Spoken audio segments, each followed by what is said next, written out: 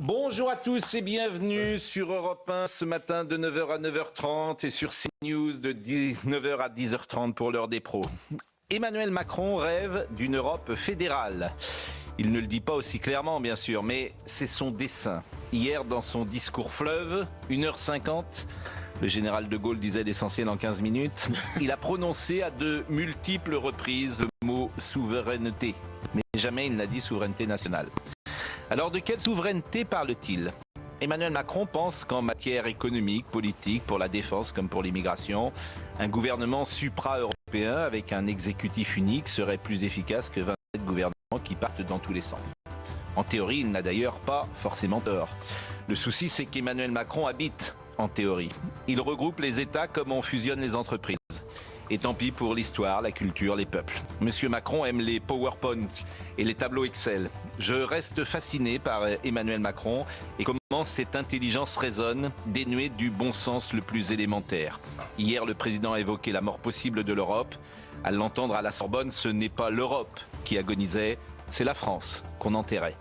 Il est 9h. Accueillir pour la première fois sur ce plateau Catherine Rambert. Bonjour. Bonjour Pascal, merci de m'accueillir. Eh ben merci d'être avec nous. Vous êtes journaliste, vous êtes auteur et vous êtes donc pour la première fois avec nous. C'est une émission pas toujours facile, je vous préviens, il faut prendre la parole. J'ai le plaisir de la regarder régulièrement, voilà, donc, je sais où je mets les pieds. Ils sont rudes parfois, les uns et les autres. Ça, c'est le camembert qui titule l'essentiel, c'est que Pascal vous laisse un peu la parole. Oui, non, juste une dixième de seconde. Mais c'est extraordinaire. Voilà. Le camembert qui dit tu plus au Roquefort, quoi. Eugénie Bastier.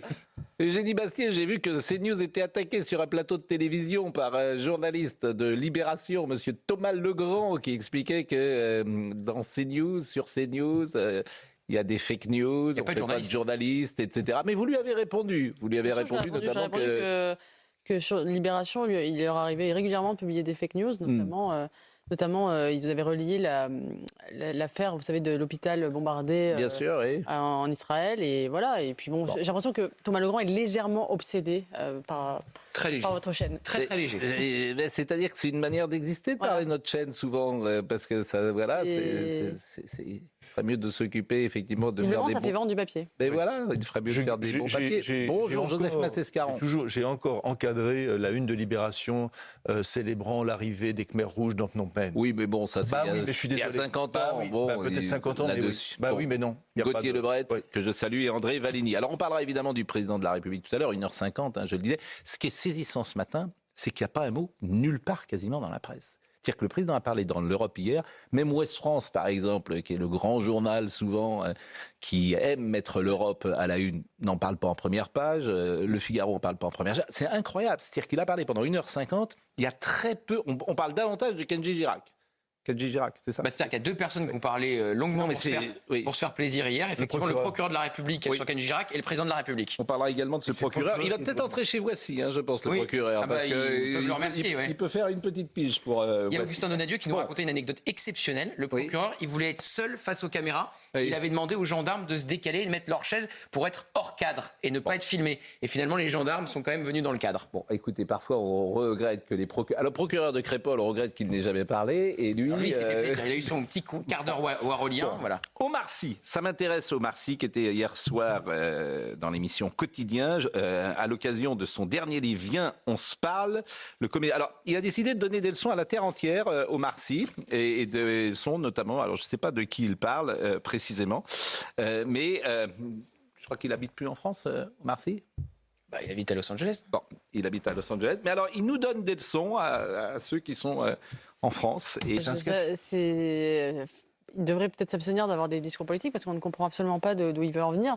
Mais derrière, on voit quand même peut-être un certain prêt-à-penser, on va dire, qui a sans doute été enseigné d'ailleurs à l'école de la République pendant des années, c'est-à-dire la France a été dans les heures sombres, a été conduit par l'extrême droite, avec une définition extensible à l'infini de l'extrême droite. J'aimerais juste dire à Omar Sy, alors lui, il vit dans une villa très luxueuse à Los Angeles, donc il ne voit peut-être pas la réalité des États-Unis concrète, mais je voudrais aussi qu'il se rappelle aussi que la France, c'est pas les États-Unis et que justement, notamment les minorités même raciales, sont mieux traitées en France qu'aux États-Unis, notamment au point de vue de l'égalité même concrète, économique, et que nous sommes un pays sans doute moins déchiré, moins fracassé, moins polarisé que ne le sont les États-Unis. Alors lui, il ne le voit sans doute pas parce qu'il vit dans une bulle très très fermé, je pense, et très riche en réalité aux États-Unis, mais qui regarde peut-être la réalité de la société américaine et qui la compare à la réalité de la France, et il verra peut-être que la France n'est pas l'enfer qu'il décrit. Je trouve Catherine que Rambert. la capacité des artistes, on aime bien Omar Sy, on aime tous bien Omar Sy, à enfoncer des portes ouvertes, c'est quelque chose qui a toujours été édifiant chez moi, m'a toujours frappé. Et puis quelqu'un qui vit à Los Angeles, qui parle de la capacité à vivre ensemble, alors qu'il ne vit plus avec nous depuis longtemps. Bon. Ça donne un petit peu à réfléchir. Moi, je trouve que les artistes, ils nous abreuvent de bons sentiments. Et moi, j'ai dirigé pendant longtemps un magazine télé. Et le décalage entre le discours public, je dis pas que c'est son cas, le discours public plein de bons sentiments et le comportement privé, ça m'a Ce souvent... serait assez intéressant de parler du comportement privé, effectivement. Et on va d'ailleurs peut-être en parler un peu Non, avec mais ça serait Kenji assez Girac. intéressant. Mais voilà, mais il y a une Ça serait assez dichotomie intéressant. absolue entre les donneurs de leçons, de Bien bons sûr. sentiments, Ben de oui. l'accueil, de l'ouverture, et des gens qui vivent enfermés dans des beaux appartements avec leurs belles voitures de luxe et Non, mais- pas assez puants parfois dans l'intimité. Encore une fois, je ne dis pas que c'est le cas d'Omar Sy. Non, je ne dis pas ça non plus. Non, Moi, c'est- ce que je trouve c'est pas le formidable, cas. c'est le plateau. C'est pas le cas, mais lorsque vous allez, par exemple, à Étretat, en Normandie, où a été traité, Tourner la série Lupin. tourner la série Lupin, vous avez, les Étretatais ont, disons, notamment les personnes qui l'ont aidé, les forces de l'ordre, les gendarmes, etc., ont une vision, un peu plus contrastée. Vous pouvez aussi demander aux gens de chez Gaumont ce qu'ils en pensent. Mais je n'en dirai pas davantage. En revanche, ce qui est intéressant, c'est le plateau hier. C'est le plateau. C'est-à-dire que personne n'ose intervenir. T'as l'impression que c'est le Messie Ils sont qui raccords. s'exprime. Bien sûr. Non, mais en fait, c'est du gloubi-boulga. C'est Oui, bien ce qu'il sûr. dit, c'est incompréhensible. Il y a Complet. pas de- Voilà, il y a pas. On ne sait pas de qui il parle, comment il parle, tout ça. Et bon. Et personne n'ose dire, mais en fait, vous dites n'importe quoi. De qui vous parlez, de quoi vous parlez. Personne n'ose lui dire ça.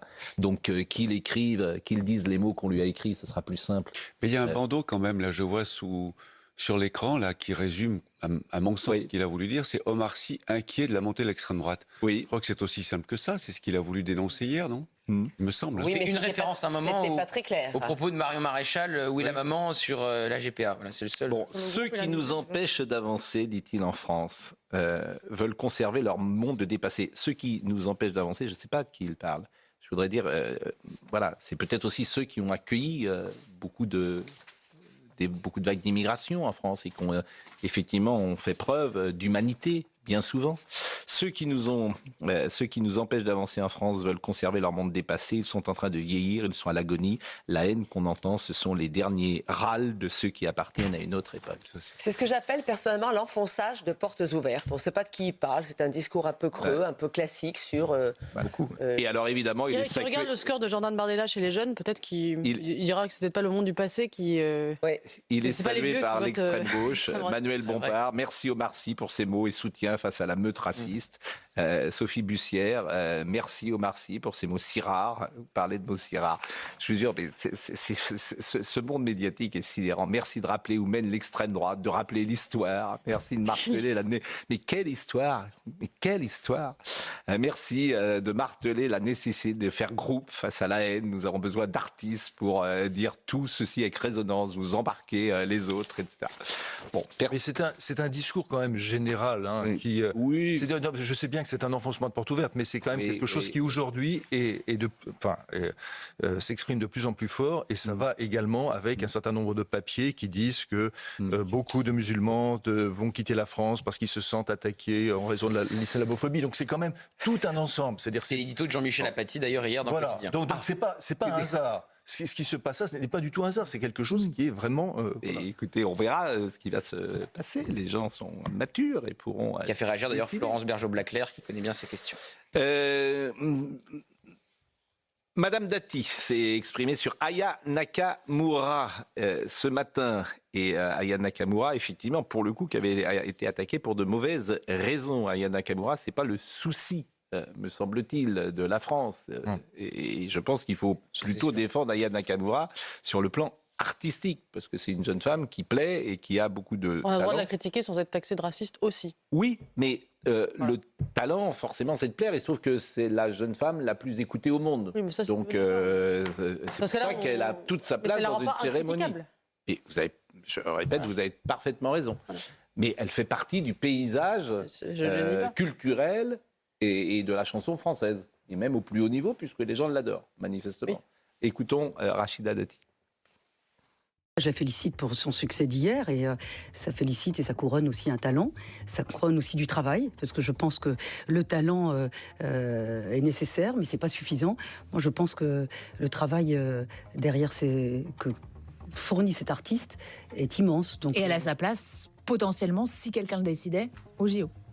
Mais la réponse est dans la question. Pourquoi elle n'aurait pas sa place? Non mais c'est-à-dire que de dire est-ce qu'elle a sa place? Est-ce qu'elle a sa place en France? Non mais c'est presque...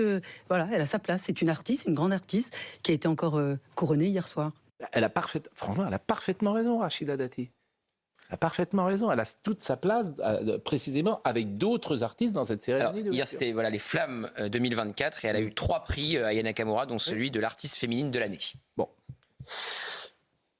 Kenji Girac, puisque aujourd'hui on a plus parlé de Kenji Girac, effectivement, du discours du président de la République. Mais, le Figaro fait 3 pages quand même sur le discours de Macron. Mais j'ai dit pas la une. Mais vous savez ce qui fait le plus sens? Il y a une accroche à la une. Ce qui fait le plus sens, c'est-à-dire qui me paraît complètement. La longueur. Le Parisien fait la une aussi. 1h50. Oui, c'est ça. Ouais, c'est à la une du Figaro. 1h50. Oui. Comment vous pouvez infliger aux gens un discours d'1h50? Je ne pense pas que ce soit en direction des gens que le discours a été prononcé, parce que c'était à la mi-journée, les gens sont au travail, ils ne sont pas devant leur télévision. C'était pour lui-même alors? Non, c'était pour les autres chefs d'État européens, c'était pour prendre date, pour que dans les années qui viennent... Et qu'est-ce que vous avez retenu? Moi j'ai retenu qu'il est plus européen que jamais. Oui. Et c'est sa cohérence. Il dit en 10 secondes, il est fédéraliste? Non, parce qu'il a détaillé dans chaque sujet, dans chaque domaine, l'avenir de l'Europe tel qu'il le voit. Moi, personnellement, je suis très européen. Je trouve qu'il a sa vraie cohérence quand il parle de l'Europe. Et ce qu'il a dit hier me convient tout à fait. Il faut aller vers plus d'intégration européenne. Alors, le mot qui fait peur, qui vous fait peur ici, je le sais, c'est le mot fédéralisme. Mais le fédéralisme, c'est à très long terme qu'on verra si l'Europe devient fédérale. Il faut, dans certaines compétences, pousser l'intégration européenne, y compris par cercle concentrique, sans qu'on soit obligé de mettre les 27 pays dans les mêmes compétences intégrées. Non, ça existe. Une Europe à géométrie variable. Écoutez, moi je pense que le discours, il n'est pas nouveau. Moi, il se trouve que j'ai écouté le discours hier soir en m'endormant, je n'ai pas pu l'écouter pendant la journée. D'abord, j'ai le plaisir de vous annoncer que c'est un excellent somnifère. J'ai très bien dormi, j'ai dû le réécouter ce matin. Il parlait de l'Europe, il parle de l'Europe, du continent européen. Très peu des Européens. C'est-à-dire que le peuple est une abstraction, on ne connaît pas, mais par contre l'Europe, des grandes idées, et il est totalement déconnecté. Si le discours avait pour but aussi de booster un petit peu l'élan de Madame Hayé, qui est très en panne, et ben je crois que c'est raté. Et Macron, c'est son problème. Après, il dit aussi, on a l'impression qu'il réalise des choses. Quand il dit, il faut vraiment qu'on soit ferme, parce que les États-Unis et la Chine ne respectent pas les accords commerciaux. Mon Dieu, quelle révélation. Il ne les respecte pas depuis des années. Mais là, ça y est, on donne un coup de menton parce qu'à 6 semaines des élections, on se rend compte que, aïe, il y a danger. Non, c'est pas... Je ne sais pas qui a voulu faire plaisir, pas aux gens. Et je pense qu'il est passé sous les radars des Français, ce discours. Hein. Personne ne l'a entendu. Oui, ça, je pense qu'effectivement... Moi, je retiens une chose. Pardon, d'ailleurs, il n'y a pas une phrase qui est... Il y a une phrase qui est sortie. L'Europe est mortelle. L'Europe est mortelle. Oui, ils ont voulu faire peur. Mais ce qui est terrible, c'est que cette phrase, elle devient... En fait, ce qui ne se rend pas compte, c'est que c'est la France qui va mourir. Eh oui. C'est ça que les uns et les autres ont retenu. L'Europe est mortelle. Oui, monsieur le Président, mais la France aussi. Donc, je ne suis pas sûr que ce soit très efficace. La seule chose que j'ai retenue, parce que les mots c'est bien, mais les propositions aussi on peut regarder. Or, la seule proposition, André Vallini, que j'ai entendue, c'est celle d'avoir recours pour investir, pour répondre à tous les défis, à un emprunt européen. Or, l'actualité est taquine parce qu'il parle d'emprunt européen au moment où, dans quelques heures, on attend de savoir, nous sommes suspendus en raison de nos emprunts pharaoniques que nous avons fait, de savoir si la France, la note va être dégradée ou pas. La note de la France par Moody's va être dégradée ou pas. Et elle le sera peut-être ou pas, mais de toute façon, visiblement, il nous ménage quand même. Non, mais ce que je veux dire par là... C'est ça que je comprends, elle devrait être dégradée depuis bien longtemps, en fait. Non, mais... Qu'est-ce que ça signifie, souveraineté européenne, à partir du moment où vous avez recours à cet emprunt et vous êtes pieds et poings liés devant des petits hommes vous avez raison de rappeler, américains. Vous avez raison de dire la France est mortelle. D'ailleurs, je souligne au passage que quand Éric Zemmour dit la France est mortelle, on l'accuse de dramatiser, d'être un déclinologue. Mais quand on dit l'Europe est mortelle, c'est merveilleux, que c'est une profondeur d'esprit, de la justesse, etc. Des institutions. Non, mais je voudrais rappeler une chose, c'est que la bureaucratie, s'il y a une chose qui est mortelle, c'est la bureaucratie. Donc je pense que ce sera la dernière chose qui mourra, ce sera l'Union européenne, parce que la bureaucratie, c'est quelque chose qui ne meurt jamais. Et c'est quelque chose qui est impossible à défaire et qui ne fait que grossir. Moi, je pense que le fédéralisme européen est une immense erreur et que justement, le problème de l'Europe, de l'Union européenne, c'est qu'elle veut se calquer sur les États-Unis d'Europe. Le modèle, c'est les États-Unis. On voit à quel point la démocratie américaine est bloquée aujourd'hui parce que justement, institutionnellement, elle est en proie au lobby, elle est complètement incapable de produire le moindre consensus et on est en train de se diriger vers ça. Et moi, je pense qu'on perd justement la force de l'Europe, c'est d'être constituée d'États-nations qui peuvent être justement souples et beaucoup plus efficaces dans la mondialisation. On est en train de construire un paquebot indirigeable. Alors, et je voudrais qu'on l'écoute. Encore d'autres pays dans l'Union européenne, c'est une catastrophe. Je voudrais qu'on écoute le président Macron et notamment sur l'immigration. Parce que, a priori, et je ne crois pas dire de bêtises, 5 millions d'immigrés seront entrés sur le sol de France légalement. À la fin de son mandat. 5 millions. Par définition, les clandestins, vous n'avez pas d'idée précise, chiffrée de combien ce sont des gens qui entrent sur le territoire qui ne sont pas français, donc ils ne sont pas comptabilisés dans la population française. Nous sommes d'accord, c'est 5 millions. Après, il peut y avoir des régularisations, vous savez. Il peut y avoir des régularisations. Quelqu'un qui entrera en 2017, peut-être sera-t-il français en 2027. Hein. Nous sommes d'accord, mais a priori, c'est 5 millions. C'est pour ça que... Et d'ailleurs, quand vous discutez avec des anciens ministres de l'Intérieur, notamment Brice Hortefeux, il vous dit que la première chose à faire, c'est de bloquer l'accès à la nationalité française. Donc, parce qu'une fois que quelqu'un est français, terminé. Bon, donc parce que je voyais sur les réseaux, certains disent on est toujours à 67 ou 68 millions. Non, mais ces gens-là ne sont pas comptabilisés dans la population française, par définition. Sur les 5 millions, il y en a qui sont sortis. Bien sûr. Il y en a beaucoup qui sont sortis, qui sont rentrés. Alors, les étudiants notamment. Donc il est en place quand même depuis 7 ans, Emmanuel Macron. Bon, en place depuis 7 ans. Et écoutez ce qu'il nous dit. C'est là que tu te dis, mais il nous prend pour des imbéciles, puisqu'il dit qu'il faut réguler les frontières, alors que depuis 7 ans, il est incapable de le faire. C'est impossible. Donc écoutons le président Macron. L'Europe puissance, c'est aussi une Europe qui maîtrise ses frontières. Je le disais en parlant de l'adoption du pacte asile et migration, qui a été une avancée majeure. Mais je le redis, dans un moment où nous le savons tous, cette question des frontières, de l'immigration, bouscule toutes nos sociétés, notre pays, de manière légitime. C'est encore plus important pour la France. Et donc oui, chez nous, plus qu'ailleurs sans doute, il nous faut une coopération européenne plus forte.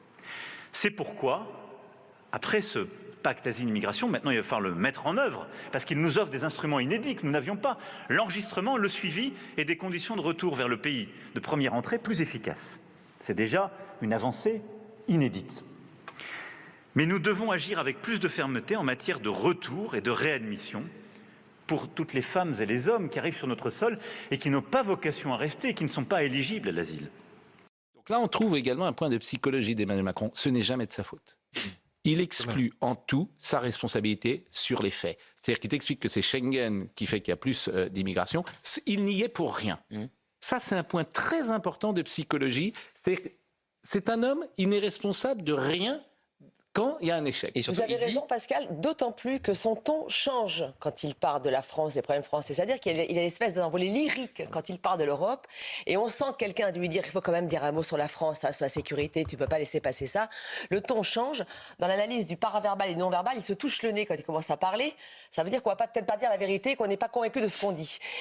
Donc, le ton n'a pas, il n'y a pas la même envolée. Non, mais c'est vrai, je savais pas que quand on se touchait le nez, je ne veux plus me toucher le nez parce que bon, je ne sais pas. Non, mais c'est intéressant. Il ne le fait pas pendant tout le discours et là il fait ça et puis il nous dit le ton n'est pas le même et on sent que c'est pas sincère. Il n'est pas sincère. Excusez-moi, il dit il faut améliorer les reconduites. Enfin, c'est l'homme qui a promis 100% d'OQTF dans les colonnes de valeurs actuelles et qui est à 10% aujourd'hui.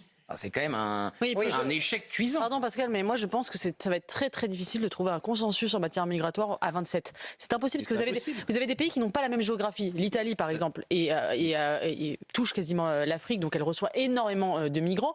Comment voulez-vous convaincre des pays comme la Hongrie qu'il faut accueillir des migrants et les répartir sur l'ensemble du territoire alors qu'ils n'en ont pas? C'est impossible. C'est impossible de s'accorder à 27 sur ce sujet, tout simplement parce que nous n'avons pas la même géographie. Et la géographie, ça compte. L'Europe n'est pas une abstraction. Il y a des pays qui sont en proie à des vagues migratoires, d'autres qui ne le sont pas, et on ne voit pas au nom de quoi ceux qui ne le sont pas accepteraient des migrants.